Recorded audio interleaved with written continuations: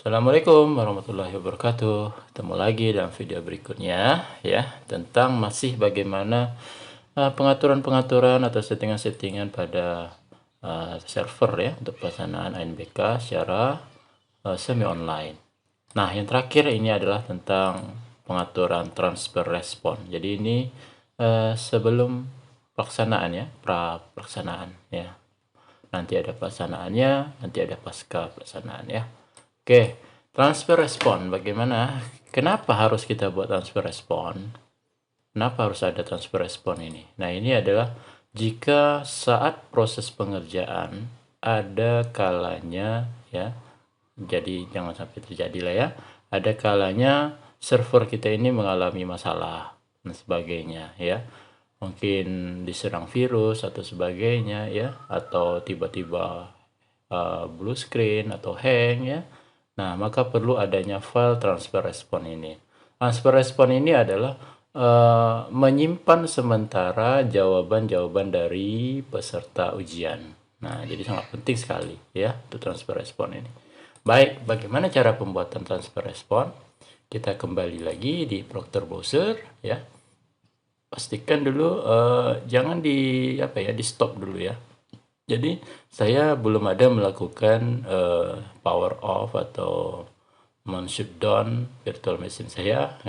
Cuma kan terdiri dari beberapa part video, tapi bukan langsung saya shutdown ya. Saya selesaikan semuanya baru di shutdown kan nanti ya. Oke, karena ini makanya videonya berkelanjutan, belum shutdownan. Oke, cara pertama ya kita buka CBT Synchron ya. Seperti ini ya. Pastikan statusnya aktif ya. Kemudian status download sudah ya, sudah oke. Sudah di-download semua, sinkronisasi sudah aman ya. Kita cek refresh statusnya, sudah hijau semua ya. Jangan nanti kita melakukan transfer respon tapi belum melakukan sinkronisasi ya. Oke. Nah, kemudian baru kita pilih transfer respon. Silakan kita pilih transfer respon. Nah, di sini ada beberapa nama pengaturan, username, password. Jadi yang akan kita isi ini nanti. Ya. Nah, jika terjadi masalah, baru transfer responnya kita upload di sini ya. Tokennya apa? Ini kita dapatkan dari helpdesk kabupaten kota provinsi. Ya, ini kalau terjadi masalah tadi. Kalau misalnya tidak terjadi, kita tidak usah perhatikan dulu ya. Tapi kita harus membuat transfer responnya. Terus kita isikan. Oke, caranya bagaimana? Nah, cara yang pertama kita siapkan dulu satu buah flash disk ya. Kenapa harus flash disk? Kenapa nggak di data saja ya? Atau ini kan banyak, ini lagi 1 GB free ya kan, kenapa nggak di sini aja gitu. Nah kalau misalnya terjadi rusak di server, tentu datanya kita nggak bisa ambil gitu, makanya baiknya di flash disk ya. Di hard disk pun boleh gitu ya.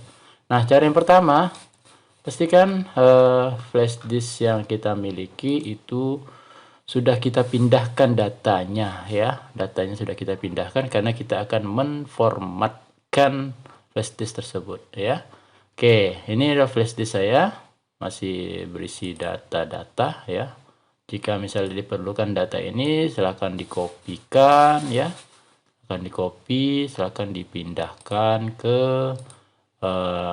tempat yang aman ya. Jika tidak diperlukan lagi, langsung aja klik kanan di bagian flash disk tersebut ya. Klik kanan, lalu tinggal pilih format.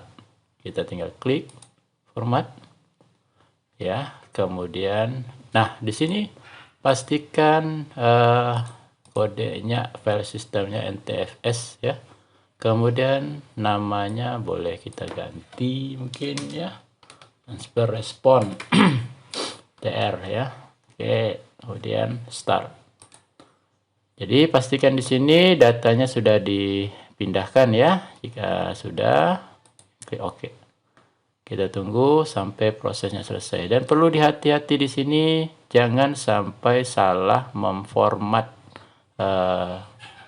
jenisnya ya. Pastikan memang itu flash disk yang akan kita format. Baik, ini sudah selesai pemformatan, kita cek. Wah, kosong ya. Nah, kemudian kita buat folder baru. Kita bisa kasih namanya mungkin transfer respon ya. Transfer respon, jangan pakai spasi ya. Boleh pakai apa? Underscore dan sebagainya. Tersambung dia. Contoh ini transfer respon simulasi SD ya. Simulasi SD. Oke, kemudian kita klik kanan file tersebut ya.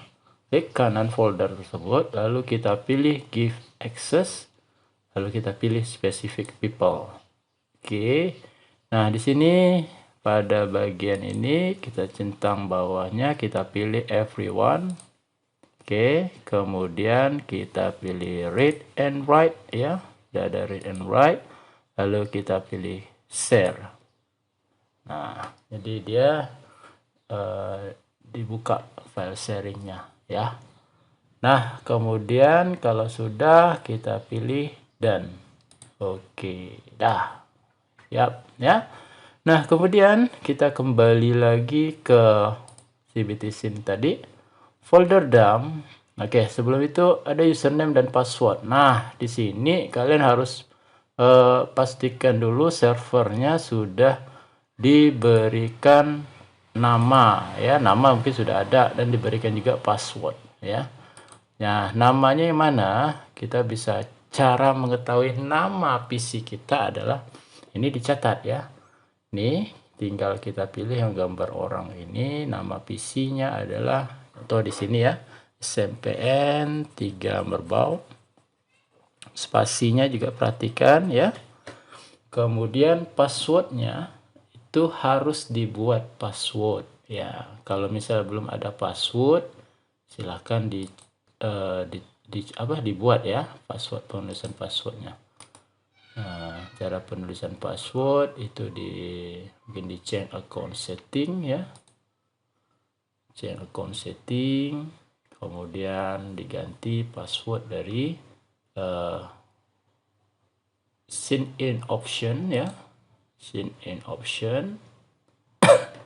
Nah, tinggal kita pilih nih ya, pilihnya yang ini saja, yang password ya, password, kemudian tinggal dimasukkan apa passwordnya.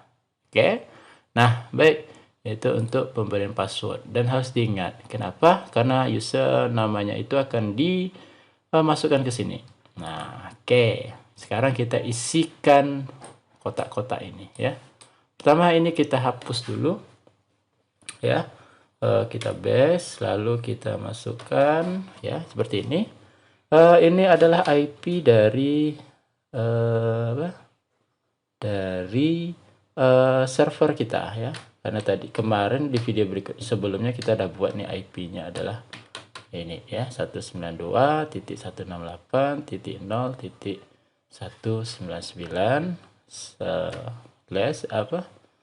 apa ya, garis miring terbalik ya. Oke, miring terbalik. Nah, oke, kemudian kita tambahkan nama folder yang kita buat tadi. Kita buat nama foldernya tr_simsd ya.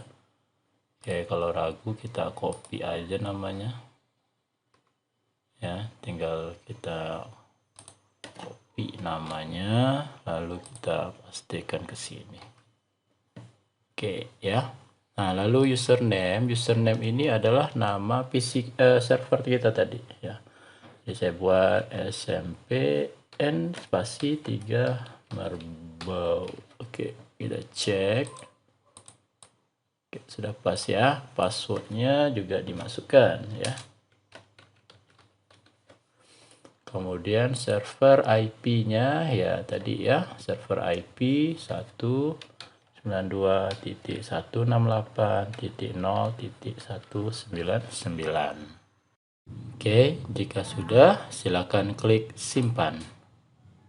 Nah, jika sudah berhasil maka data folder dump berhasil diganti. Maka folder transfer response sudah berhasil kita buat. Kita bisa cek di status test. Maka kalau begitu akan hilang ya. warning yang di awal tadi kita lihat. Dia akan, nah tulisannya akan seperti ini ya.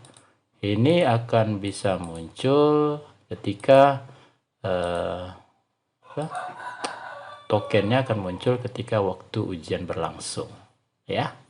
Baik, ini ada 2 gelombang ya, gelombang pertama dan gelombang kedua.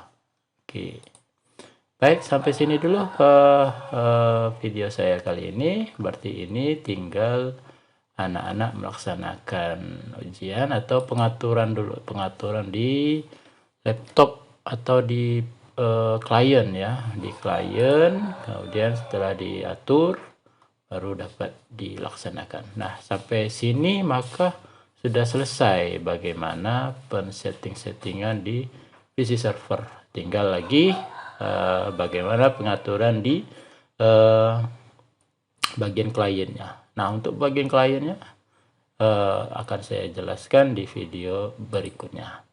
Ya, jadi jika Anda suka video ini silahkan di like, jika ada yang ingin ditanyakan silahkan di chat di kolom komentar, dan jangan lupa subscribe ya untuk menambah semangat saya untuk menulis atau membuat video terbarunya. Oh ya, nah terakhir bagaimana cara untuk mematikan, karena ini perlu nih ya, mematikan. Pertama di logout dulu ya, logout dulu. Ya, ini untuk mematikan harus sesuai dengan prosedur. Karena jika mematikan dengan cara yang tidak sesuai dengan prosedur akan merusak VHD tersebut, ya.